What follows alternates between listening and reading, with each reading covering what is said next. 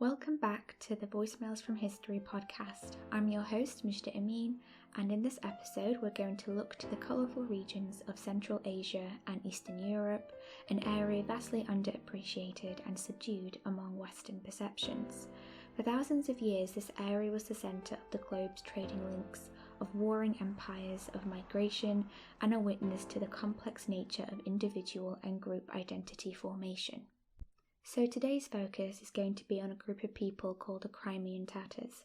I came across this topic in my final year of university while studying a module on Stalinism, where we studied the Soviet Union from a domestic angle.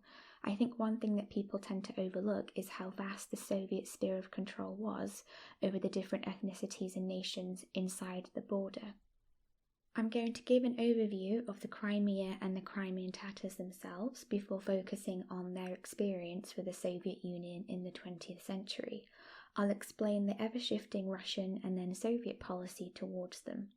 For me, their story brings up really interesting questions on the idea of indigenous peoples, of generational trauma, on nationality policy, and on the politics of sentiment and emotion.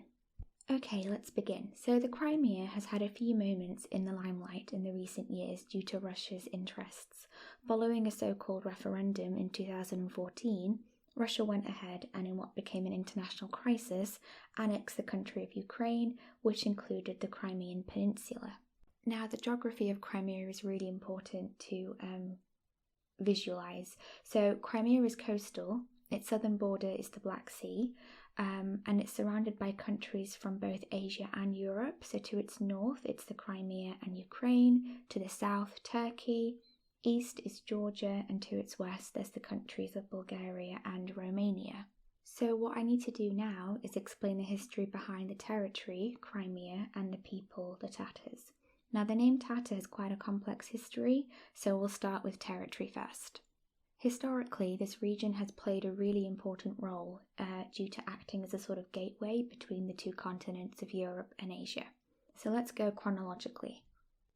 So starting in the 5th century, Crimea's coast experienced a flourish of Greek city-states from the ancient Greek Empire. It then became an outpost of the Roman Empire. Then Germanic Goths migrated there for a while. There was also a period where the Byzantine Empire, which survived the collapse of the Western Roman Empire, took over. It then experienced trading influence from Italy, chiefly from the trading cities of Venice and Genova, and then came the Mongol influence. So at the start of the 15th century, the Golden Horde, which was the successor state of the Mongol Empire, had been thrown off, and Crimea became an independent state. This independent state became known as the Crimean Khanate, established in 1441.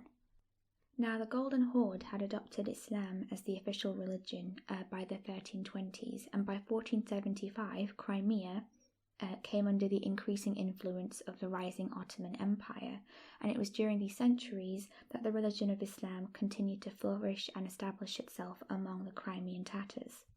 The Crimean Khanate and the Ottomans enjoyed a fairly stable relationship, but by the 1780s, the Russian Empire was beginning to grow and become increasingly expansionist, and Crimea was formally annexed into the Russian Empire in 1783. With Russia's invasion, the age of colonialism had finally caught up to Crimea.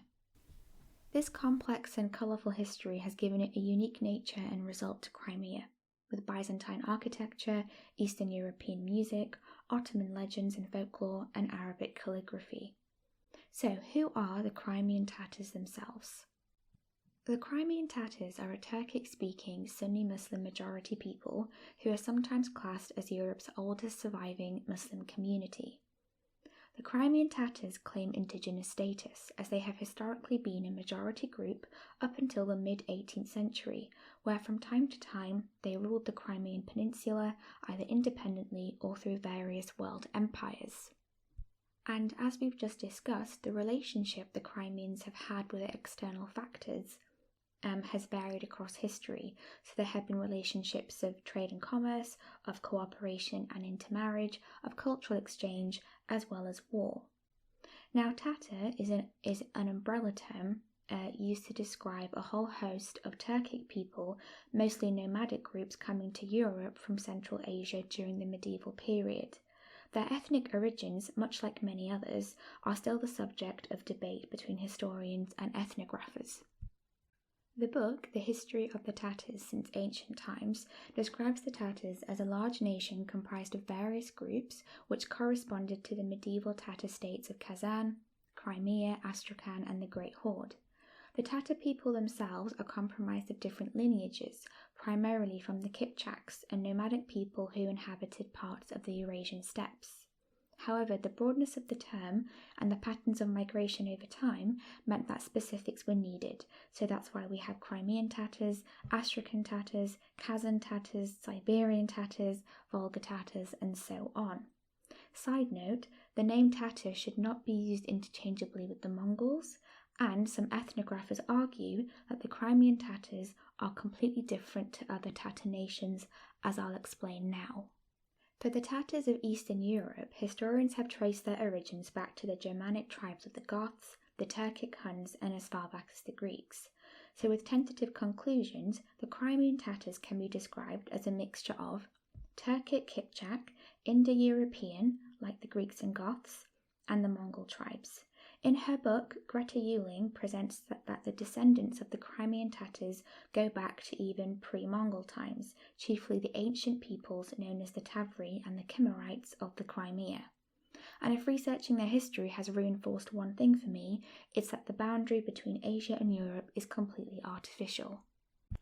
Let's skip forward now to the 1900s and look at the Crimeans in 20th century Russia.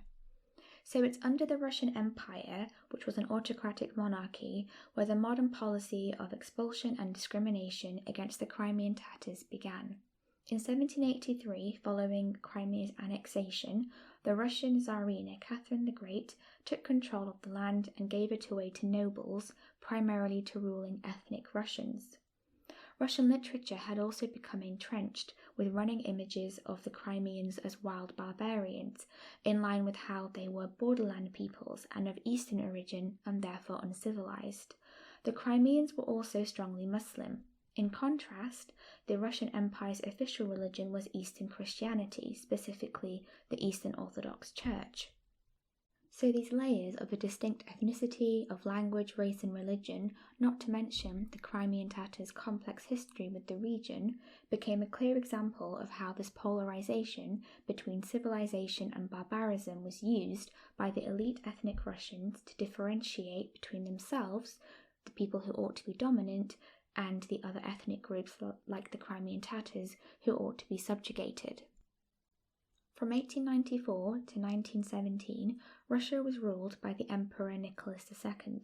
Russia was by all accounts, up to and during World War I, in a state of complete utter chaos. The army was on its knees, there were staggering casualties and a high death toll, food shortages and severe rationing, strikes after strikes from both the workers and the peasants, and state violence, and all of this led to the explosive events of the Russian Revolution in 1917, when the Bolsheviks, a communist party led by the leader Vladimir Ilyich Lenin, seized power and established the Union of Soviet Socialist Republics, the USSR for short. Now, the Bolsheviks recognized the vast expanse of area under their control, and just for context, when we talk about the Russian Empire, which the Bolsheviks inherited, we're talking over 170 million people, hundreds of ethnicities, several religions, territory which included Ukraine, Belarus, Armenia, Azerbaijan, Georgia, and then to the east all of the stans, so Tajikistan, Kyrgyzstan, Kazakhstan, Turkmenistan, Uzbekistan, as well as the Baltic countries of Lithuania, Latvia and Estonia, as well as parts of Poland. So they had a lot of land to cover and a lot of work to do to convince all of these people to stay loyal to them. So the question now is, how did the communists differ from the Russian imperialists? One key running theme in communism, whether it was under Lenin or Stalin, was to continually stress how different and better the ideology of communism was compared to Western models of monarchy, of religious rule, or of capitalism. Under communism, they said, life would be transformed because it would completely restructure and organise how society was made. In particular, the Communist Party was really keen to emphasise how Western colonial powers would subjugate the colonised people and how violence and exploitation was the basis of their rule. So how were the communists going to be different? Well, the Soviet regime did use violence and other techniques of conquest to bring in all of these people into its centralised system. However, the historian Francine Hirsch argues that while the West defined themselves in opposition to its colonised people, so superior versus inferior myth, the Soviet Union defined itself as the sum of its parts and recognised how its interest was linked to the interest of their vast population. So from 1923, they embarked upon this new policy called Indigenisation or nativization. And what this was essentially to promote and foster and encourage the different native languages, dress, schools, literature, cultural festivals, etc., with the aim to purposefully nationalise the territory of the Soviet Union, to bring the clans and the tribes together to form their respective nations, hence the plural of the word republics in the title USSR. So by marking out the land according to different national republics, it would make administering the area easier. Of course, the eventual goal was that it would all mature into socialism, and so the national republics would live harmoniously because they all worked in sync with each other within this larger communist infrastructure of the economy and politics. And Hirsch describes this process, this policy, as state-sponsored evolutionism. After Lenin passed away, Stalin himself reinforced this policy of nativization by stating publicly that the dominance of ethnic Russians would and could lead to tension and destabilize the strength and unity of the Soviet Union as a whole.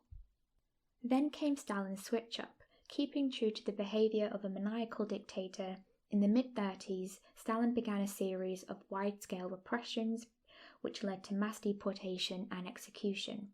Terror was inflicted upon large parts of the Soviet population, and the targets were many, either political in nature, personal rivals, so-called internal enemies and traitors. Peasants were accused of class disloyalty, and it included an ever-growing mistrust in the ethnic groups who were now ironically being accused of separatism or disloyalty.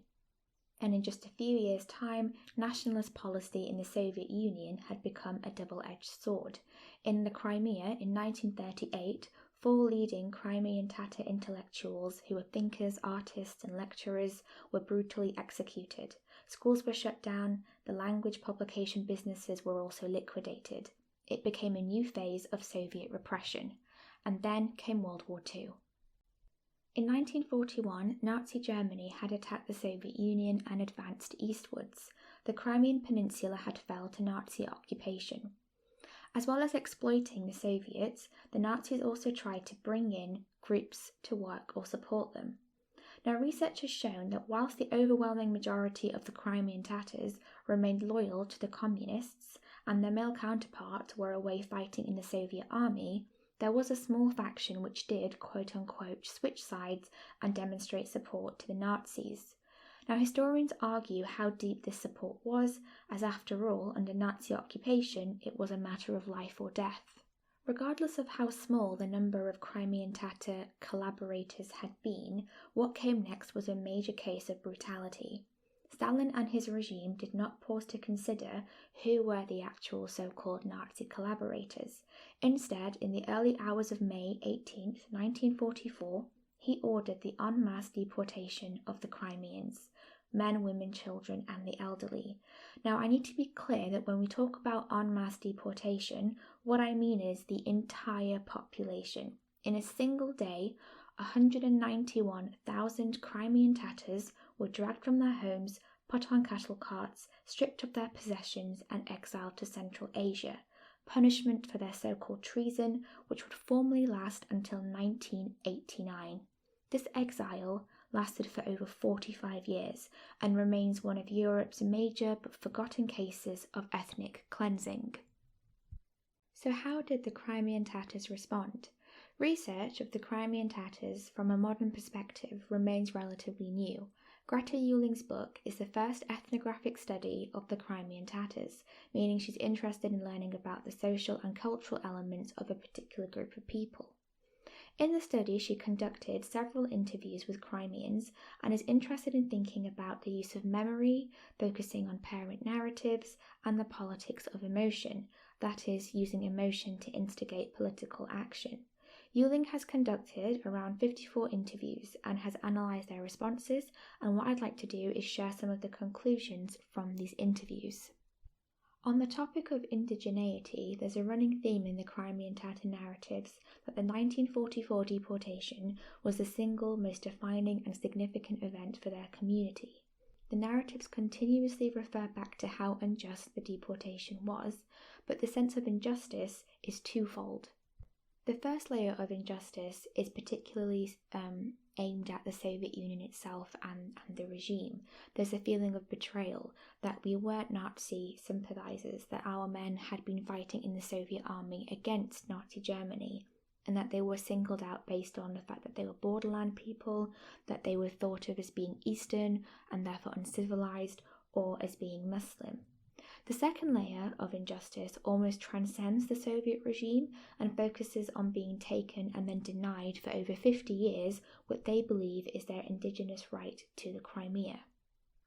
And when talking during these interviews, they demonstrate that their memory of the initial deportation in 1944 is couched in terms of nature and local spheres.